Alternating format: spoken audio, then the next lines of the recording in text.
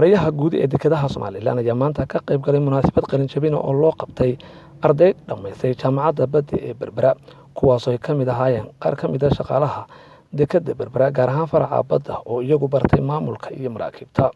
Maraya Siciid Xasan Cabdilaahi mar uu munaasabadan hadal ka soo jeediyey, waxa uu tilmaamay ahmiyadda jaamacadda baddu ay u leedahay guud ahaanba Somaliland, gaar ahaana dekedda Berbera. Isla markaana waxa uu sheegay ka deked ahaan sida ay uga qayb qaataan hadday tahay dhaqaale iyo dadaal ama dardargelin ardayda dhigata lagu dardargelinayo. Waxaanu yidhi ardayda, waalidiinta, marti sharafta, dhammaan waxaan ku salaamayaa assalaamu calaykum waraxmatullaahi wabarakaatu. runtii maanta waa maalin qiimo leh.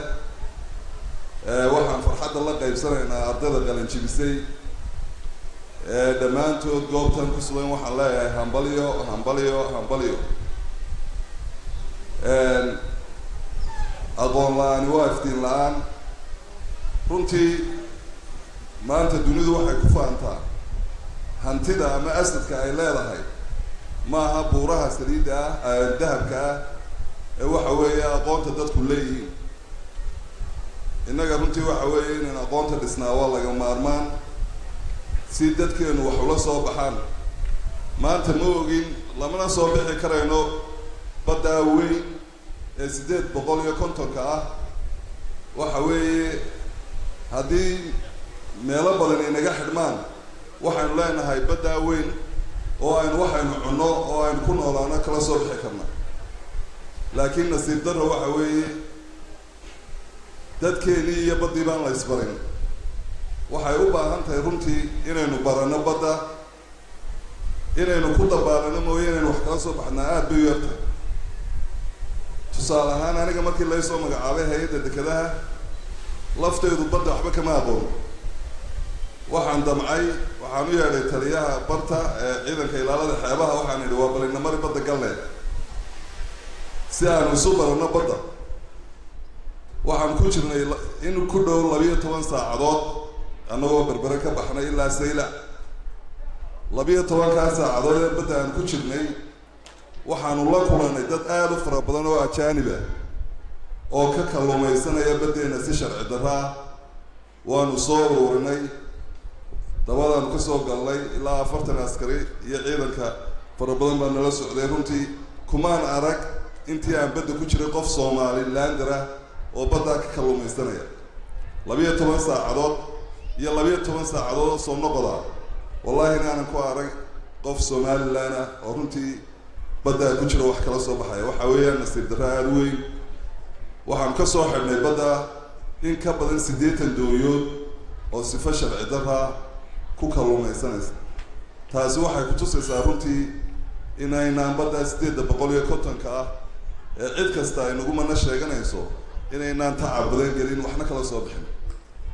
waxaan ku boorinayaa jaamacadda oo iminka maraysa meel aada u wanaagsan in dadka la baro inaynu badda, haddaan dadka la barin oo aan tacab badan la gelin waxba lama soo bixi karayno. taasi waxay ku tusaysaa 12 saacadood in badda ku jirnay aanaan ku arag qof Somaliland dara oo kalluumaysanaya. macnaheedu waxa weeye wax lagu qiyaasi karaa ma jiro. laga bilaabo markii aan soo noqonay waxaanu aada encourage u sameynay in dadka wax la baro, tacab badan la geliyo, kalluunka aynu la soo baxno. dadku waxay yidhaahdaan Ethiopia qaad un bay naga qaadataa, kalluunka aynu ka iibin lahayn de ma hayno waayo lama soo baxno. sariibada markaad aragto marmar buu go-an yahay kalluunka. marka xaqiiqdii waxa weeye inaynu guntiga dhiisha ka xidhno oo run ahaantii aynu dadkeenana skill lagu kalluumaysto la baro. qofkii haddaan la barin skill uu ku kalluumaysto oo aan la qalabayn dee inaynu wax soo saar ka filnaa waa runtii waa qalad.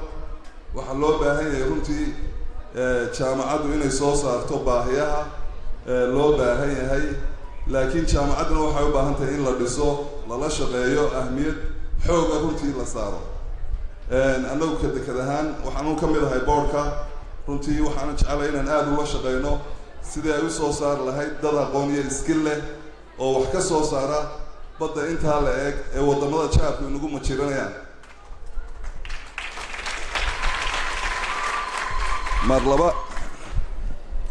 mar labaadka waxaan u mahad celinayaa waalidiintii kusoo tabcay ardayda afarta sano ee inta u dhigantaba soo dabada ka soo riixayay aad iyo aad baan ugu mahad celinayaa. waxaa kaloo u mahad celinayaa guddoomiyaha jaamacadda iyo macallimiinta runtii dadaalka badan iyo juhdiga badan ku jira sida ay u soo saari lahaayeen in wax loola qabto. wixii tala ahaa ee ku saabsanaa dhammaan gobolka iyo dalkaba waxaa runtii soo jeediyey xildhibaan Dhaga Carmo oo talooyin badan sidii loo soo dhisi lahaa jaamacadda. jaamacaddan waxay ka mid noqonaysaa lafdhabarta dalka. jaamacadaha kale way ka duwanaanaysaa sababtoo ah waxaa la rabaa inay dhaqaalaha dalka kow ka noqoto. maanta dhaqaalaha buluugga ah ee dunidu ku xisaabtanaa waa badda. markaa waxaan jecelahay hadalkii waan ku dheeraaday laakiin ahmiyadda ay leedahay ayaa muhiima. mar labaad iyo mar saddexaadba waxaynu ognahay sida mas-uuliyiinta dekedda berbere ay uga qayb qaataan horumarinta jaamacadda badda. taana waxaa tusaale u ah in ardayda kaalmaha sare ka gasha jaamacadda had iyo goor uu mareeyuhu ka dhigo shaqaale rasmiya oo ka howlgala dekedda. waa cabdirashiid mubaarak cabdi, cabdirashiid suul, goobjoog TV berbera.